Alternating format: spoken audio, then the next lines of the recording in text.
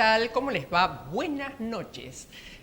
No lo ando acortando, como nos decía Barcia, ¿no? ¿Por qué es tan acortadora que dice buen día? Tiene que decir buenos días, buenas noches, hay que decir. ¿Por qué no? Por el día presente, sino por lo que viene es un buen deseo. Exacto. Bueno, esperemos que estén bien, allí mirándonos, por supuesto. Y ustedes saben, se los vengo diciendo, estamos en un año electoral. Y hay que conocer a quienes se ofrecen algunos para revalidar títulos, otros para ocupar otros cargos, otros para llegar a los cargos que hoy ostentan otras personas. Miren, yo sé que gran parte de la sociedad está enojada con la política y tiene mucha razón en muchas cosas, pero no conozco ni aquí ni en el mundo que haya algo que nos beneficie si no es a través de la política. Las sociedades se transforman con la política. Claro, lo que hay que hacer es encontrar buenos hacedores de política. ¿Me viste? Si supieras, vida mía. Sí, que está en Dorrego 911, su WhatsApp 341 Espérate, ahí de frente 5, mejor. 42 83 48. Bueno, no sé con qué cámara estoy, me parece que con aquella. Ay, me olvidé de los aritos de María Rosúa, le mando un beso también, que mi diseñadora preferida.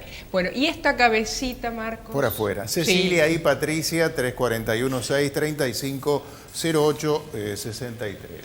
Yo voy y me siento. Vamos. Y usted nos cuenta de quién se trata. Bueno, en este primer bloque nos visita Alejandra Silvana Rodenas, nació en Rosario en 1963. Es hija del histórico dirigente santafesino, quien fuera presidente de Rosario Central, don Antonio Osvaldo Tito Rodenas. Casado con Jorge Leonch, 2 hijos, Isidro y Ángela, abogada, ex jueza, docente universitaria, dirigente política. Se desempeñó como jueza de tribunales provinciales entre octubre del 99 y junio de 2017. Adquirió notoriedad pública por el procesamiento de una parte de la banda narco-rosarina Los Monos, además de llevar adelante la causa por el asesinato de Luis Medina. También llevó a cabo el procesamiento de los responsables de la balacera contra la casa del entonces gobernador Antonio Bonfatti en octubre de 2013.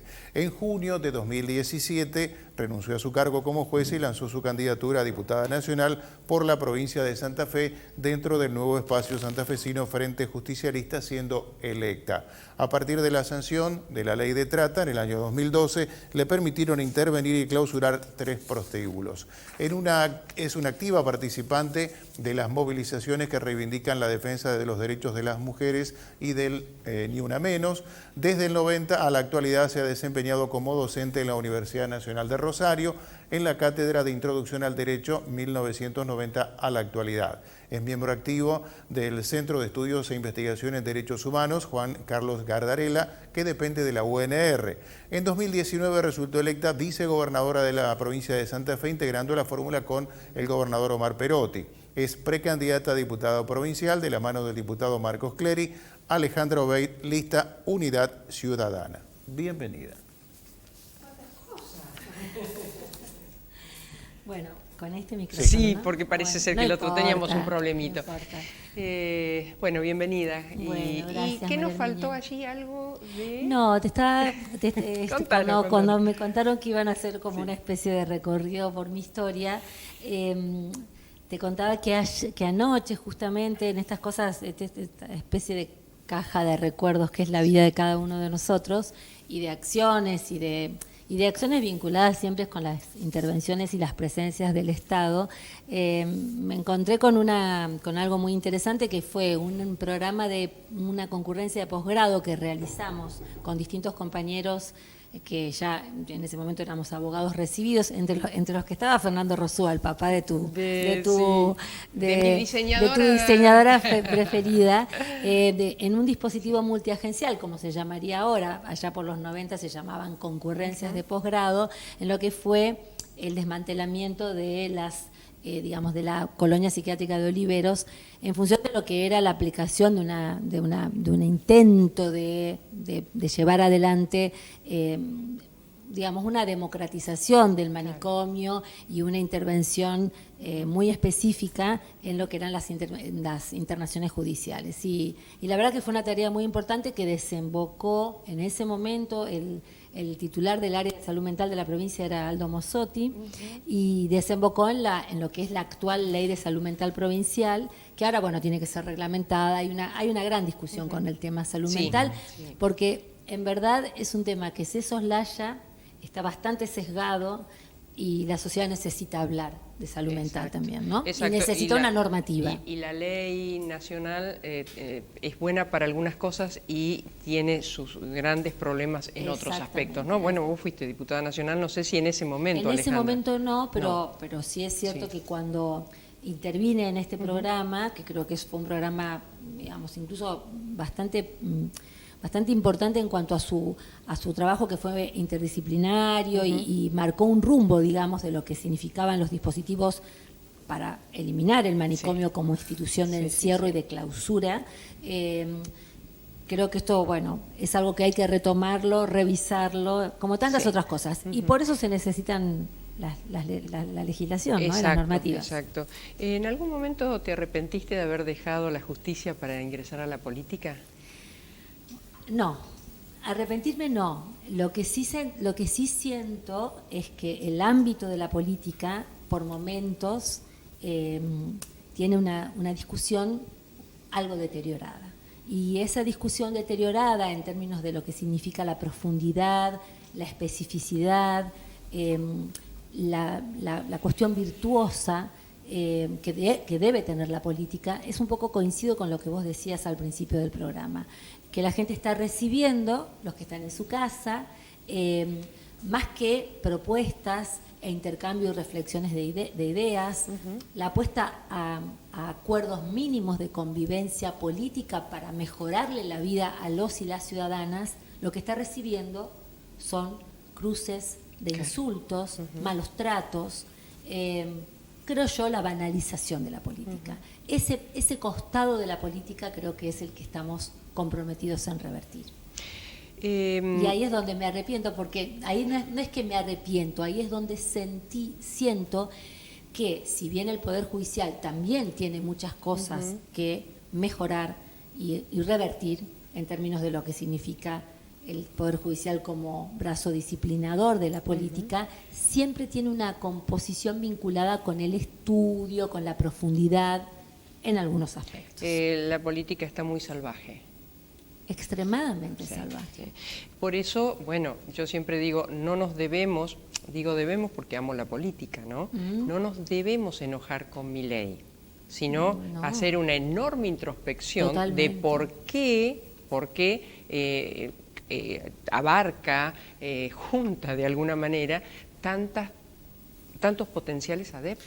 Mira, María mía, Milei es el emergente claro de quienes han, lo digo con todo respeto, comprado o en todo caso asimilado el discurso de la antipolítica y el discurso de la casta. Esta idea de que existe una casta de privilegiados. A ver, es cierto, para ser equilibrados y para tratar de ser autocríticos también, que en el marco de una crisis internacional como la que estamos viviendo, donde las principales potencias están sufriendo procesos inflacionarios, escasez de energía, situaciones vinculadas con un pleno empleo que no se advierte, digamos, hay que mirar un poco el mundo y darse cuenta que el primer mundo está teniendo también sus crujidos a consecuencia de la pandemia, a consecuencia de la crisis energética, a consecuencia de la guerra en Ucrania y bueno, y si vamos a la Argentina, a consecuencia también de lo que es esta sequía que nos atraviesa de una manera absolutamente insólita, porque hacía muchos años que no vivíamos una situación de esta naturaleza. Pero digamos, si lo que le ofrecemos a la gente es un discurso absolutamente erosivo, le ofrecemos un discurso en el cual entre nosotros nos peleamos y no podemos ofrecerle claramente un pacto de ciudadanía responsable, nosotros también estamos siendo parte de ese discurso que socava la política virtuosa. No hay manera de ponernos de acuerdo si no es a través de los acuerdos y de los diálogos políticos. No hay otra forma en el mundo. Entonces me parece que la emergencia de Milei también señala una responsabilidad de los medios de comunicación. Por eso es tan interesante escucharte a vos reivindicar a la política. No, obviamente que siempre reivindico la política porque no hay otro método, no hay otra forma. Por supuesto que a veces humildemente señalo con firmeza lo que uno advierte y ve como desviaciones, porque después lo que viene es esto, las personas que a través de la antipolítica hacen su política. Hacen su política y por otro lado terminan siendo funcionales a las propuestas más radicalizadas, más fascistas, más autoritarias. A mí me parece que la división entre derecha e izquierda en Argentina es bastante peculiar, porque al haber existido el peronismo ha encarnado todas estas, digamos, texturas, digamos, de la política. El peronismo es un movimiento y al ser un movimiento tiene expresiones diversas y siempre ha podido encontrar una síntesis y seguramente lo va a hacer en estas próximas elecciones, pero digamos, lo que termina ocurriendo con estas expresiones al estilo de Milei es que ese autoritarismo es funcional a la gran confusión que la gente tiene con el rol del Estado. Alejandra, una de las cosas que uno advierte es que hay mucha gente joven, digamos sub 40 o sub 45, que lo miran con cierta fascinación a Milei. Cuando llegó Néstor Kirchner, también había una apatía de alguna manera, después de los 70, después de la dictadura, después del proceso de Menem. Vos estuviste en la plaza el otro día. Sí. ¿Qué pasa con la gente joven? Porque Kirchner, una de las cosas que realizó fue esa atracción con la gente joven que hoy ya son Yo te voy a contar una por cosa. arriba de sus Yo te voy a 45. contar a mí qué me pasó. Yo estuve en la plaza de Néstor también. Ah. Y yo era jueza en ese momento. Mira. Era jueza, estaba en Buenos Aires, estaba en el cumpleaños del hijo de un gran amigo, de un músico que en este momento lo está escuchando todo el país, que es Fito Páez. Sí. Y estaba en el cumpleaños de su hijo y estábamos con un grupo, de su hijo de Martín, ¿no? Y estábamos con un grupo de amigos. Y a ver, la plaza de Néstor no fue una plaza multitudinaria, fue una plaza incipiente. No sé si estás de acuerdo conmigo. Fue la plaza de una esperanza que se abría. El otro día cuando estaba en otro lugar, porque estaba arriba del escenario, miraba hacia abajo. Yo tenía 20 años, 20 años menos claramente, era mucho más joven que ahora. No era tan joven como los chicos que estaban el otro día en la plaza, pero era una mujer que estaba mirando con expectativa esta nueva, no sé si la palabra es oferta, esta nueva historia que aparecía en la Argentina, ¿no? Y mientras estaba en la plaza el otro día, ya subida al escenario, con estos recorridos que señalabas vos, habiendo atravesado el Poder Judicial, habiendo sido legisladora, habiendo tenido las responsabilidades que me caben ahora, pensaba en esto que Cristina dice, que hay que trabajar el trasvasamiento generacional y que hay que pensar en que todas nuestras experiencias, que son muchas y que son sólidas y que podemos estar o no de acuerdo con distintos sectores en términos ideológicos, pero no podemos poner en crisis las construcciones individuales y colectivas de las que venimos, las tenemos que poner al servicio de ese puente que implica lo que vendrá. Por eso creo que el rol de esta Cristina conductora de un proceso electoral también, señalando un camino de diálogo, una apuesta a un pacto entre los argentinos que atraviese las cuestiones fundamentales como son la economía, la seguridad, el bienestar, la presencia ineludible del Estado, es realmente no solamente para ponderar, sino que es para tener en cuenta que estamos enfrente de una estratega. ¿No fue extremadamente dura con Alberto Fernández al no invitarlo? Mira, yo creo que ellos han tenido sus desavenencias y que ella las ha señalado. Y yo creo que ella ha sido muy, muy clara a la hora de exigir determinadas acciones concretas en relación a determinados temas. Y del mismo modo que Néstor y Cristina, obviamente, lucharon del modo que lo hicieron para dejar un país desendeudado y la gran responsabilidad de Macri de habernos endeudado en un empréstito que ha hipotecado la historia de los argentinos, creo que Cristina lo hizo en más de una oportunidad y señaló claramente que la forma en que el presidente estaba abordando la renegociación de la deuda no era la forma en la cual ella hubiese acordado, o por lo menos no eran los términos del acuerdo inicial de la elección de Alberto como presidente. Porque convengamos que es Cristina la que lo elige a Alberto para conducir los destinos del país. Con esto no quiero decir que hay que erosionar la figura del presidente, todo lo contrario, tampoco creo que hay que profundizar las diferencias, hay que trabajar ahora, sobre todo por lo que queda por delante, en las coincidencias y en los puntos de acuerdo, pero sí es cierto que teníamos que haber, y en esto creo que está más que claro que este viaje de Massa a China lo está poniendo de manifiesto, tendríamos que haber buscado otros soportes en el marco de lo que es la geopolítica actual para poder encontrar una forma de resolver la grave crisis que atraviesa la Argentina en torno de su endeudamiento y haber optado también por un soporte desde otro sector del mundo, no solamente desde los Estados Unidos. Esto no implica tensionar ni quebrar las relaciones con Estados Unidos, pero también es cierto que hay otros lugares a los que podemos acudir para que nos den oxígeno. Y está más que claro que estos swap que tanto Massa como Máximo como Guado están suscribiendo son empréstitos o en todo caso formas de conseguir dineros y flujos para la Argentina que tanto necesitamos, ¿no?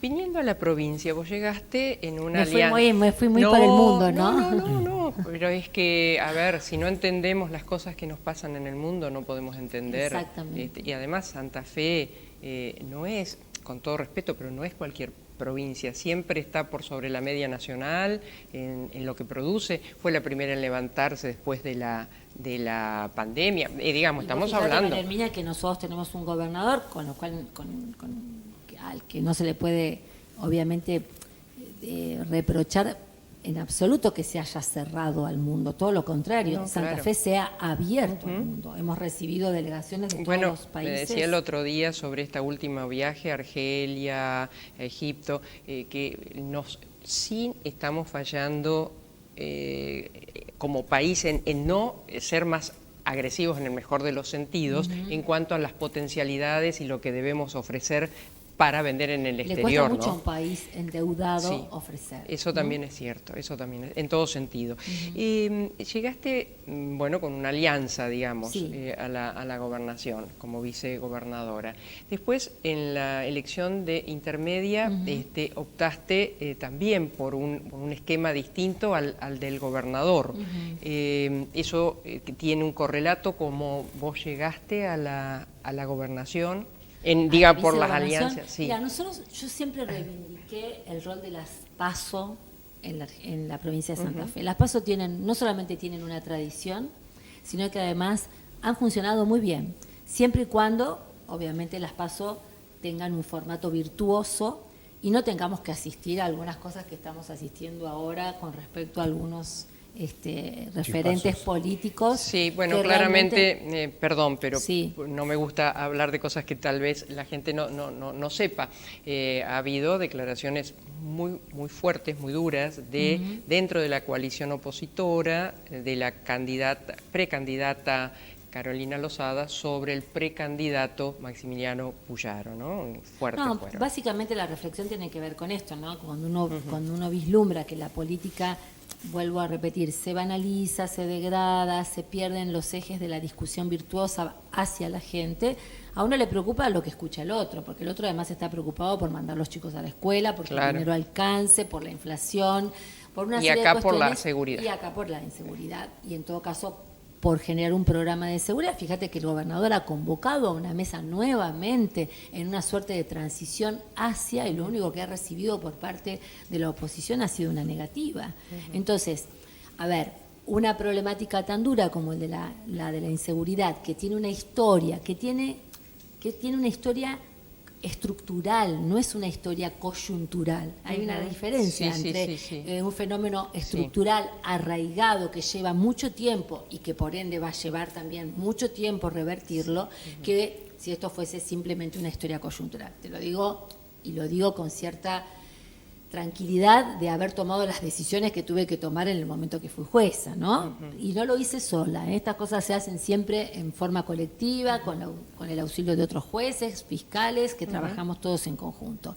Entonces, a ver, me parece que digamos, esta idea de haber llegado, y retomo tu pregunta, de haber llegado al gobierno en modo coalición, como llegamos, también habilitó la posibilidad de que en el 21 hubiese internas para generar más volumen y fortalecer esa coalición, y ahora también, digamos. Claro, la pregunta que seguía era que ahora tomaste también otra, y vamos llegando al punto por el cual, además de por tu trayectoria, te invitábamos también hoy, porque has decidido estar con Marcos Clery como precandidato a gobernador. gobernador. La decisión tiene como dos miradas.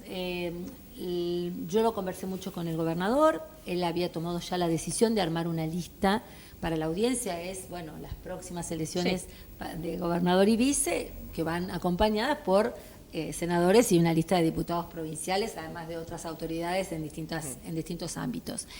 La lista de diputados provinciales que va a encabezar el gobernador Perotti, él lo planteó con mucha claridad y dijo que él quería armar una lista con miembros del Ejecutivo. De hecho, la formuló en esos términos. A tal punto que se lo criticaron muchísimo. Pero es una estrategia y en todo caso es una forma de concebir la conformación de la lista. A nosotros nos parecía que el resto de las fuerzas políticas que integrábamos la coalición, incluido algunos sectores del nuevo espacio santafesino, que fue construido con un peronismo muy territorial, con miembros tanto de las intendencias como de las comunas, como de las organizaciones sindicales, que son muy importantes para nosotros. Lo tenemos al estimado Silvio Barronuevo en el cuarto lugar.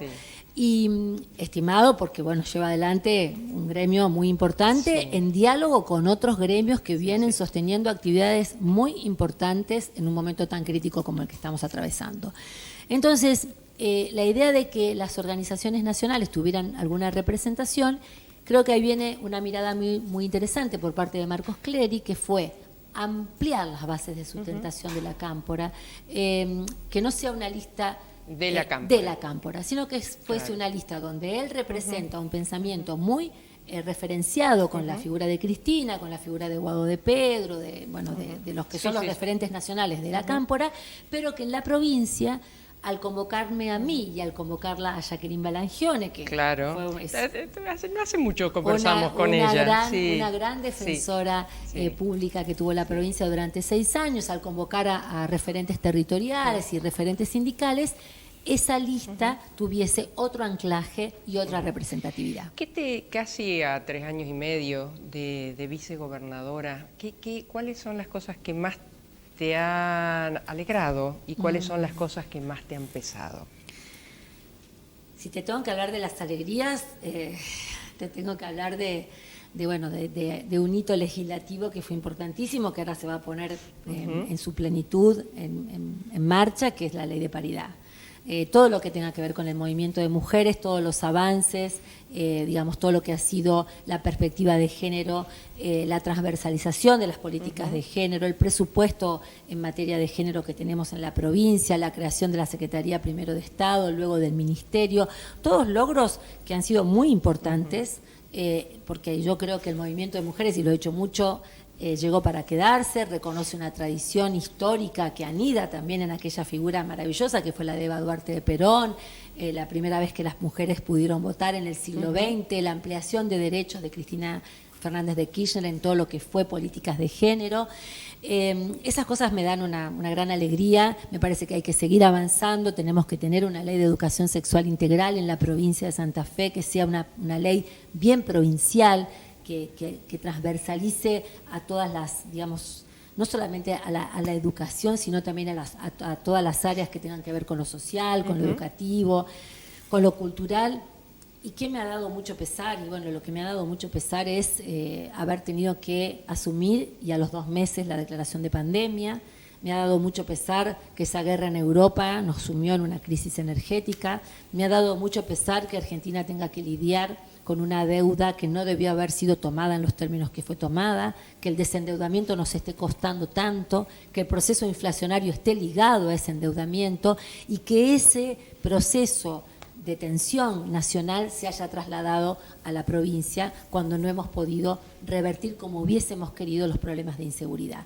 Y una cosa que también quiero marcar, y en esto voy a coincidir con el gobernador, nosotros le exigimos desde el primer día al presidente de la Nación el envío contundente de fuerzas federales y la reforma de un programa de justicia federal que fuese mucho más profundo que el que teníamos hasta ahora. Bueno, ahora lo vamos a poner en marcha, ¿no? Se va a poner en marcha a nivel nacional. No tuvimos ese acompañamiento, esto hay que decirlo, independientemente de los errores que se pueden haber cometido en políticas de seguridad que no han sido del todo satisfactorias, autocrítica que hay que hacer, de la cual hay que hacerse cargo, pero un fenómeno arraigado y de semejante profundidad como el que tuvo y con el arraigo que tuvo en tantos años, es muy difícil revertirlo en una sola gestión de gobierno. En tu doble calidad de haber sido jueza y conocer de adentro los personajes que, ayudaste en gran parte a que estén tras las rejas, y ahora en todo este proceso político, ¿cuál es el grado de penetración que crees tiene verdaderamente el narcotráfico en nuestra sociedad? Yo creo que es muy profundo y creo que, no hace falta que el que me esté escuchando se lo tenga que explicar demasiado, la gente lo está sintiendo, esto no es una percepción, esto es un día a día, estamos viviendo situaciones absolutamente complejas en la provincia de Santa Fe y sobre todo en la ciudad de Rosario.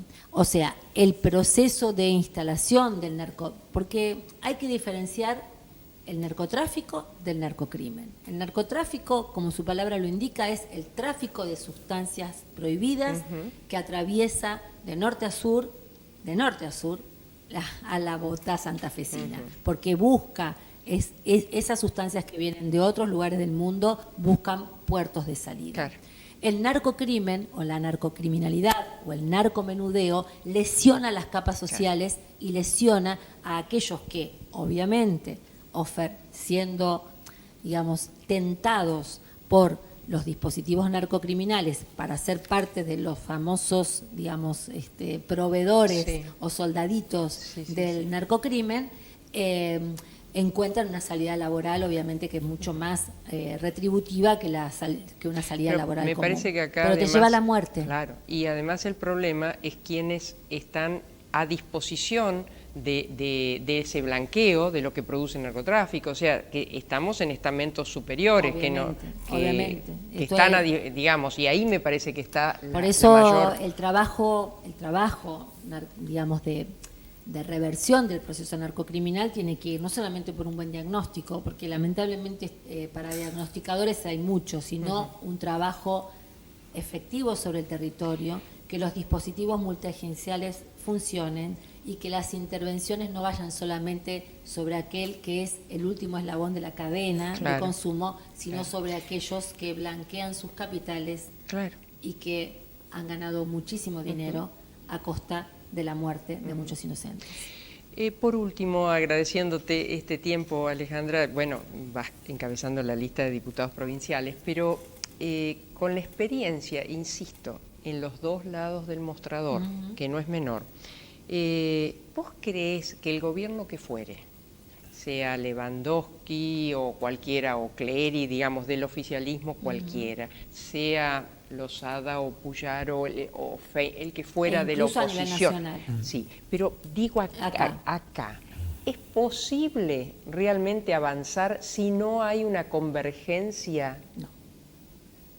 Bueno, digo esto porque desde la experiencia... porque creo que justamente, fíjate vos, lo interesante de la Cristina del 2023, el otro día en la plaza, para aquellos que incluso tienen una visión reactiva frente a su figura, yo los invito a reflexionar.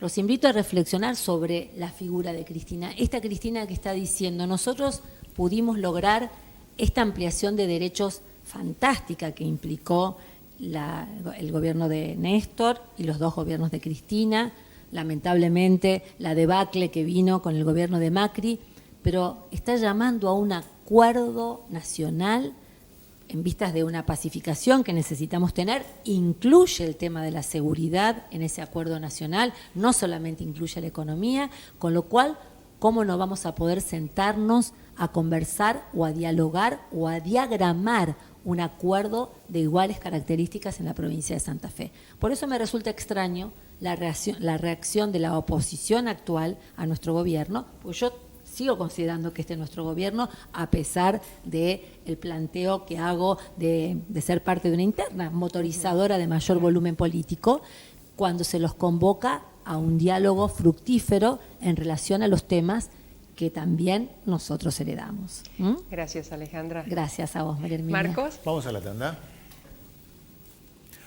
La salud y el buen estado de su animal es el objetivo de nuestros profesionales. Atención especializada de equinos deportivos, venta de artículos de talabartería. La veterinaria de los doctores Grande y Robea SRL en Ovidio Lago 2190. Teléfono 431-4799. WhatsApp 341-304-2992. Sindicato Obrero de Estaciones de Servicio, Garajes, Playas y Lavaderos Automáticos de la provincia de Santa Fe.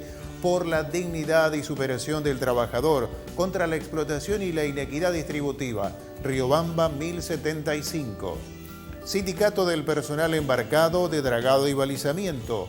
Una sola voz en los puertos. Por la unión de los trabajadores portuarios, marítimos y navales. Joyería España. Las marcas más destacadas en Joyería España. Siempre un paso adelante. Joyería España de España y Ceballos, teléfono 448-8413. La educación es un compromiso de todos. UDA, Unión Docentes Argentinos, Seccional Santa Fe, en Rosario, Ovidio Lagos 2663. Clínica de Estética Propiel, Dermatología y Medicina Estética. Propiel de la doctora María Inés Ramírez. Ella está en Salta 1995. WhatsApp 341-261-2703. La doctora María Inés Ramírez no es la responsable de este rostro, es nuestra conductora, obviamente. Y así le va, pobre doctora. Propiel. Construyendo la transformación social, defendiendo en unidad los derechos de la clase trabajadora. Sindicato de Aceiteros Rosario. Búscanos en las redes, Facebook, Twitter e Instagram. Sindicato de Aceiteros Rosario. El tango y sus avenidas. El tango y sus calles. Todas transitadas sin atajos ni barreras. Grupo Contrastango. Tangos, valses, milongas que fueron y serán. Y van a ser este sábado 3 de junio en el Centro Cultural Cholo Montironi de Granadero Baigorria desde las 19, bien tempranito. Visite nuestra web contrastango.com.ar o mariaherminiagrande.com.ar. No se arrepentirá. La ciudad está en obra. Por eso, si querés conocer los cortes y desvíos de tránsito diarios, entra a rosarionoticias.gov.ar. Hacemos nuestra parte. Municipalidad de Rosario. No importa que no sea 29. Si querés llamar a la suerte, poné tu jugada de Kini más 1.500 millones. ¡Mua! Kini más 1.500 millones sale sí o sí el 11 de junio y ya podés jugarlo. Atilra es artífice de un proyecto solidario, colectivo y social. Es una realidad que crece, se desarrolla, vive y se multiplica, pero sobre todo permanece en el tiempo. Atilra, más de 70 años sembrando de sueños el camino. Hace 60 años, Bertini diseñó su primera sembradora. Hoy, con la más alta tecnología, fabricamos la mejor sembradora neumática para granos gruesos y finos. www.bertini.com.ar. Somos crecimiento, somos impulso, somos protagonistas de la historia de nuestro país. Somos Puerto, una ciudad donde se forja nuestra cultura, donde celebramos nuestros logros con pasión y orgullo.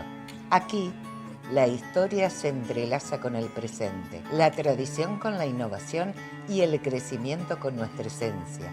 Puerto General San Martín, construyendo día a día los cimientos de nuestra identidad. No importa que no sea gnocchi, si querés llamar a la suerte, poné tu jugada de Kini más 1.500 millones. ¡Mua! Kini más 1.500 millones sale sí o sí el 11 de junio y ya podés jugarlo. Banco Municipal te ayuda a concretar tu proyecto. Préstamos hasta 5 millones de pesos a tasa fija. Mínimos requisitos. Te esperamos en nuestras sucursales. Más información en www.bmros.com.ar. Banco Municipal. Lleva a la ciudad con vos.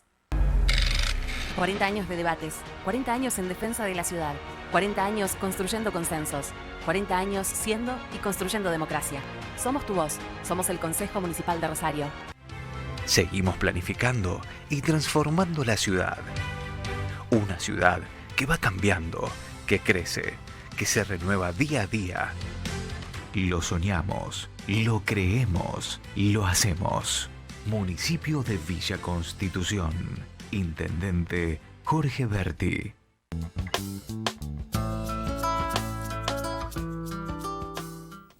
Muy bien, Marquinhos.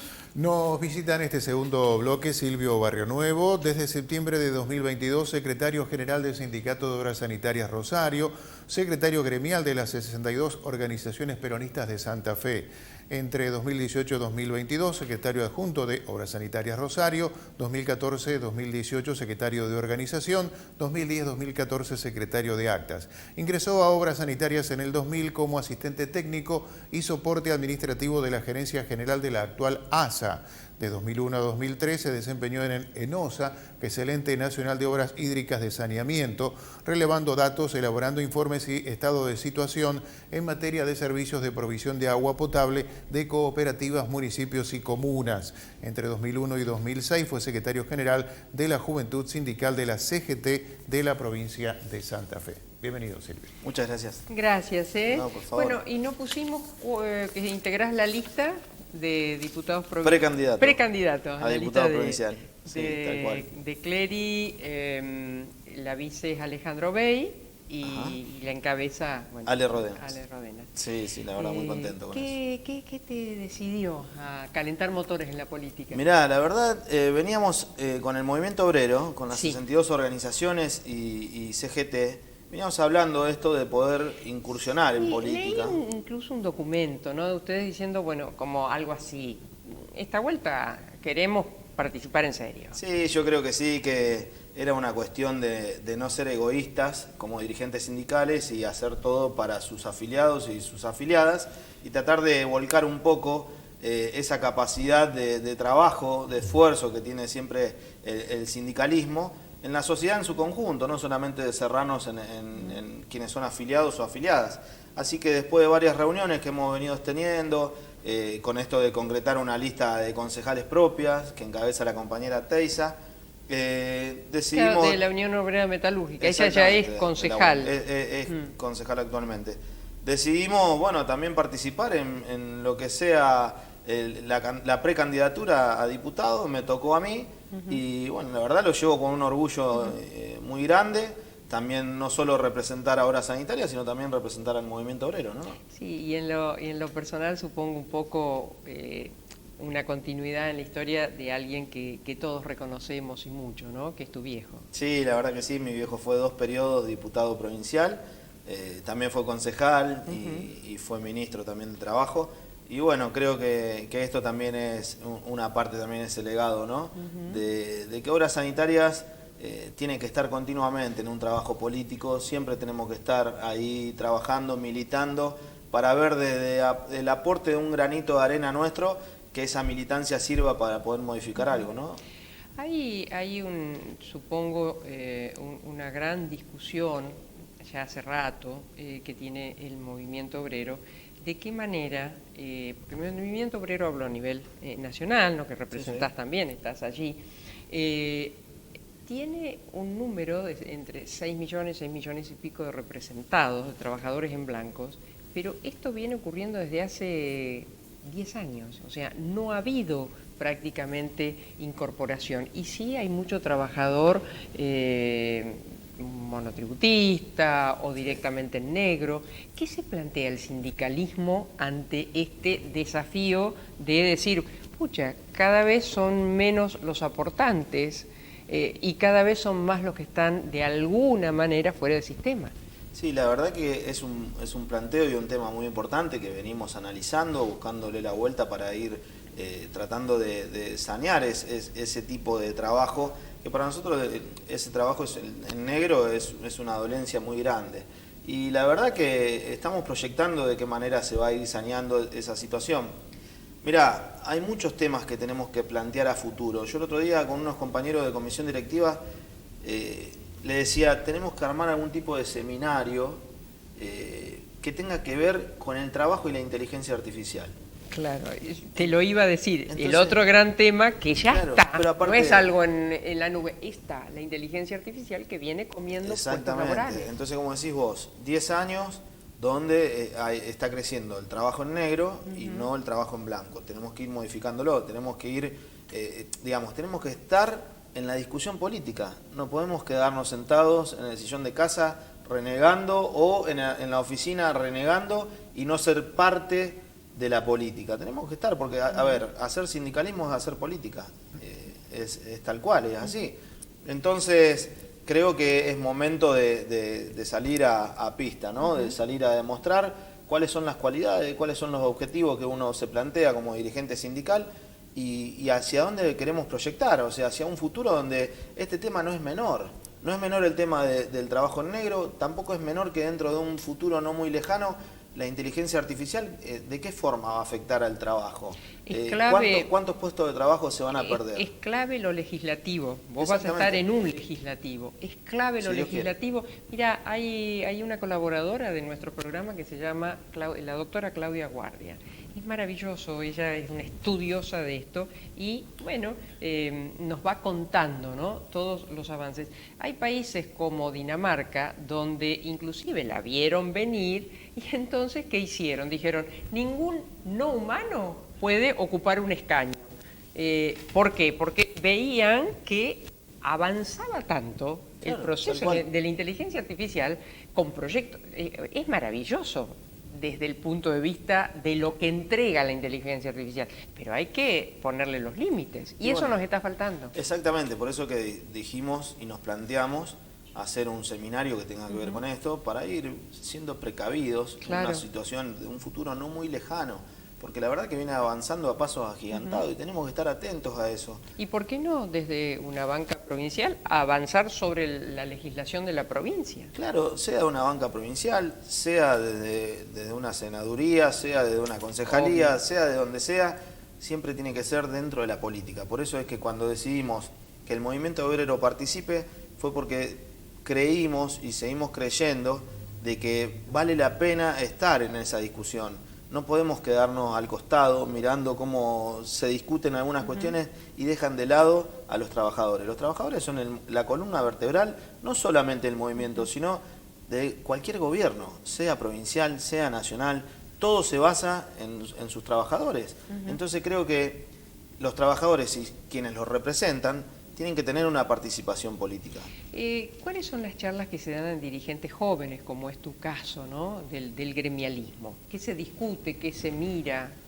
Mirá, yo te digo, en mi caso personal, no puedo hablar por otro dirigente porque la verdad no sé, pero en mi caso personal trato de proyectar mucho a futuro, ¿viste? Trato de ver, de estar bien en el presente, ver qué se hizo mal en el pasado, corregirlo y proyectar a futuro, no solo por mis trabajadores, no solo por la gran familia sanitarista que es Obras Sanitarias, sino trato por ahí de dar una mano en donde pueda, en cualquier otro rubro del trabajo, porque la verdad que esto es una vocación que uno lleva en la sangre y bueno, creo que tenemos que prepararnos, tenemos que capacitarnos, tenemos que formarnos como dirigentes sindicales continuamente porque todo va avanzando y no podemos quedarnos en el camino. Así que la discusión del día a día es, bueno, ¿qué se viene? ¿Qué no se viene? Entonces, si se viene esto, va a haber pérdida de trabajo como ya pasó. Cuando decís que se viene, que no se viene, estás hablando quién puede ganar las elecciones. Exactamente. Uh-huh. Sí, tal ¿Y cual. qué analizan ustedes? Vamos a suponer que el gobierno lo gana la oposición. Una oposición más moderada, como Rodríguez Larreta, o una oposición más de derecha, como Bullrich, o una oposición más aún, como Milei. ¿Hay distintas estrategias del movimiento obrero ante esto? Mira, yo creo que la estrategia principal es salir a militar el voto peronista, porque esa es la doctrina que nosotros tenemos desde la cuna, y no pensar en quién puede llegar a ganar, sino pensar que nosotros vamos a ganar. Vamos a ganar porque siempre somos ese camión de bomberos que sale a apagar los incendios. Ya hemos sufrido en el 2001, cuando se hizo una alianza antiperonista y dejó el país en las condiciones que dejó, y después tuvo que salir el peronismo a reflotar la situación no solo económica, sino social de la República Argentina. Entonces yo creo que no pienso tanto en qué pasará si gana Larreta, Bullrich o Milei, sino de qué manera nosotros podemos modificar el rumbo de la historia cuando seamos vencedores. ¿Qué crees que fue el principal, los factores de las 7 plagas de Egipto, por así llamarlo, ya lo sabemos, o sea, desde la guerra, toda la sequía? Bueno, ahora, ¿qué crees que además se hizo mal en el gobierno de Fernández Alberto y Fernández Cristina? Mirá, yo creo que recibieron una herencia pesada. Yo creo que cuando se empezaron a acomodar para gobernar, nos agarró una pandemia no vista en mucho tiempo, menos mi generación y generaciones anteriores, no la hemos vivido. Y después, bueno, después de todo eso que venía, creo que hubo falta de diálogo, quizás no dialogaron como tenían que haber dialogado puertas adentro, y bueno, la verdad que se hizo lo que se pudo. Ya te digo, la pandemia fue algo muy raro, y el gobierno que estuvo anterior a Alberto y a Cristina también fue muy raro. Entonces creo que tuvieron que volver no solo a tratar de llevar una inflación altísima que te deja la toma de crédito hacia el FMI de 57.000 millones de dólares, sino que también tuvieron que ver de qué manera se volvían a abrir fábricas, se volvían a crear hospitales, se volvían a crear escuelas, y eso no se hace de la mañana a la noche, eso se hace a través de un proyecto de gobierno, y siempre y cuando exista ese diálogo que se necesita, ¿no? La inflación carcome todo, a todos. Terrible. ¿Cómo manejan? Bueno, ustedes, vos representás, son gremios que tutelan al trabajador porque tienen la fuerza del trabajo en blanco, ¿no? Ajá. Pero, ¿qué pasa con aquel que no tiene a nadie para negociar, no? Sí, la verdad que eso es terrible, porque no llegar a fin de mes, ver a tu familia que no le podés dar una respuesta en cuanto a tu situación económica, eso también influye mucho en el día a día de la familia. Y la verdad que salir a buscar trabajo y no conseguirlo es doloroso. Yo creo que, como decía el general Perón, gobernar es dar trabajo. Entonces creo que hay que basarse un poco en eso, y no es una frase solamente usada y manoseada para una campaña política. Eso tiene que ser un eje de gobierno, y está en la doctrina peronista. Y yo creo que debe ser muy complicado hoy en día tratar de conseguir trabajo, y cuando no se consigue en blanco se tiene que agarrar lo que viene, ¿no? Y en las condiciones que vienen. Es lamentable, y eso nos atrasa como país, y nos deja, no solo nos quita de la vida del desarrollo, sino que nos termina dejando en el último orejón del tarro en todo lo que es la región, ¿no? En lo que es Sudamérica. Imagínate cómo cambió Argentina con respecto a los países hermanos, en protagonismo, en economía, en educación, en todo. Y no es solamente por la devaluación de la moneda, no es solamente por la inflación. Te hablo en un montón de cuestiones que tienen que ver con la culturalización de todo lo que es el argentino y la Argentina en sí. Así que creo que tener trabajo en negro hoy en día nos hace retrasar como sociedad, nos hace retrasar como gobierno y es lamentable, ¿no? Yendo a la provincia, volviendo a la provincia de Santa Fe y a la empresa que cubre sanitariamente a través de la provisión de agua, me parece que una de las grandes evoluciones fue la construcción de los acueductos. ¿Cómo está eso? ¿Hay más por construir? ¿Está todo conectado? Mirá, el acueducto Gran Rosario, por ejemplo, está en una etapa de proceso, no está finalizado. Sería muy importante para la región que eso se finalice. Por lo que tenemos entendido, se frenaron varias obras. Sería importantísimo no solo por los puestos de trabajo, sino por los vecinos y las vecinas, lo que representa, que son los que utilizan el agua. Y no es solamente el acueducto de acá, del norte, del centro. También existen localidades que no tienen un servicio de agua y saneamiento como corresponde, que se hacen a través de cooperativas. Y esas cooperativas de agua y saneamiento tienen que subsistir con otras cuestiones que no son únicamente la tarifa del agua. Tienen sepelios, gas, telefonía, o internet, sí, para poder sobrevivir. Y yo creo que ahí tiene que haber una mano, una ayuda del gobierno, ¿no? Porque no podemos dejarla librada al azar, porque están brindando un servicio vital y esencial para la sociedad. ¿Y no la tienen estas cooperativas? No, las cooperativas no tienen ningún tipo de aporte ni subsidio de parte de nadie, sobreviven únicamente, pura y exclusivamente con la tarifa. Y la mayoría no tiene el recurso que tenemos acá nosotros, que es el río, ¿no? Exactamente, ¿no? Tiene que ser por perforación o por osmosis, ¿no? Ayer justamente estuve en la ciudad de Venado Tuerto, en la cooperativa de agua y saneamiento más grande que nosotros tenemos, donde hay arriba de 100 trabajadores, y la verdad que fuimos a reunirnos con el consejo directivo y es terrible la cuestión económica por no tener un aporte o una ayuda del Estado, ¿no? Entonces sobreviven, porque no es que viven, sobreviven para el salario. Mirá, para que vos te des una idea, al margen de Venado Tuerto, te cuento una anécdota. Hay una cooperativa acá, muy cerquita de Rosario, que tiene una heladera Siam. ¿Recordás? Sí, la vieja heladera Siam. La que tiene la bochita. Sin la tapa, con 4 ruedas enganchada a una moto, para salir a hacer fugas de agua y de cloacas. ¿Me escuchaste lo que te dije, no? Sí. Una heladera Siam sin tapa, con 4 ruedas, enganchada a una moto, con las herramientas de arriba, y salen a hacer la fuga de vereda, salen a hacer reparaciones de agua. Entonces, eso es una cooperativa de agua acá de la provincia de Santa Fe, año 2023 del siglo XXI. Impresiona.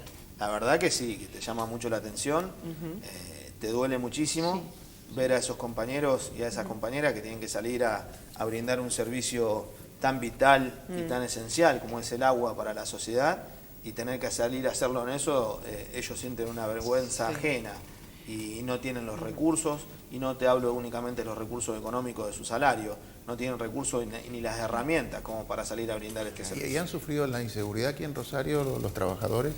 Se sufre en el día a día la inseguridad, sí, mirá, vos fijate una cuestión. En el trabajo estoy hablando, la otra la sufrimos todos, ¿no? Sí, obviamente no, pero sí, aparte también el descontento del vecino, de la vecina por la falta de agua, falta de presión, y cuando vos vas a repararle una fuga o algo, te salen enojados a querer agarrársela con vos. Con el trabajador que va. Que en realidad le está llevando una solución. Como le pasa también a la gente de la EPE. Exactamente, hubo lugares donde hemos mandado camiones de obstructores y lo han robado, lo han asaltado, no lo han dejado salir hasta que no le paguen un peaje.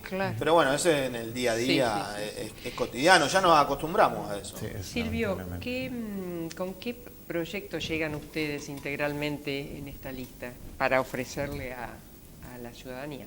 Mirá, el proyecto nuestro, en lo personal, como representante del movimiento obrero, creo que vamos a hablarle al trabajador y a la trabajadora, ¿no? A tratar de de sanear estas cuestiones que yo te venía hablando recién, de generar trabajo, de tratar de que el trabajo que se genere obviamente sea en las condiciones que merecen, y ver también de dar una herramienta a futuro para que uno tenga esa dignidad cuando se levanta en el día a día, de saber que se puede llegar a fin de mes, que estás trabajando. Yo creo que eso es lo más importante de cualquier gobierno. Lo más importante es dignificar al trabajador, y creo que para eso estamos acá, ¿no? Para poder legislar leyes que tengan que ver con el mundo del trabajo, para poder decir, no tenemos que ir a hablar con nadie para que nos ayude o nos dé una mano en cualquier legislación de ley. Tenemos que estar ahí adentro nosotros mismos, ser los protagonistas y demostrar que estamos a la altura de las circunstancias. ¿Tenés hijos chicos? Sí. Ajá. ¿Hablas de estos temas? ¿Viven también las... Tengo una hija de 13 años y tengo una de 21. Ajá. Y la más chica que vive conmigo, sí, continuamente, ahora está con el tema de que quiere, que va a seguir en la universidad. Me dice que ella va a ser abogada de derechos civiles. Ella me dice derechos civiles. Le digo, derecho civil, hija. Sí, bueno. Me dice, pero yo lo que quiero, dice, en realidad lo que odio es la discriminación. Dice, entonces, quiero ser abogada para defender a las personas que son discriminadas.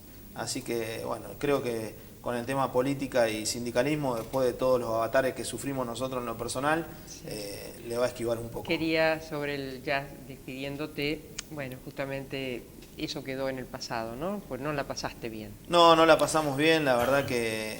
Fue impugnada la lista, bueno, intentaron judicializarlo cuando fue candidato a... Sí, la verdad que sufrimos una catarata de denuncias, todas falsas, que hoy en día nosotros las denunciamos justamente por haber hecho un falso testimonio, y que haya llevado no solo a frenar un proceso democrático como son una interna sindical tan hermoso, sino que hayan llevado a que hayan allanado el sindicato, hayan allanado mi casa, y bueno, eso quedó todo en manos de Dios.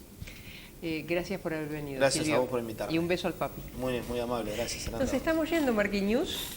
Así es, nos dirigió Alejandro Bofelli, las cámaras de Oscar Ayala, el sonido de Lucas García, como siempre la producción y coordinación de Liliana Dalbosco. ¿Nos encontramos el miércoles, señor? Claro que sí, así que si usted así lo desea, que creo que sí, nos encontramos aquí a las 20 por el canal regional. Hasta entonces, hasta el miércoles.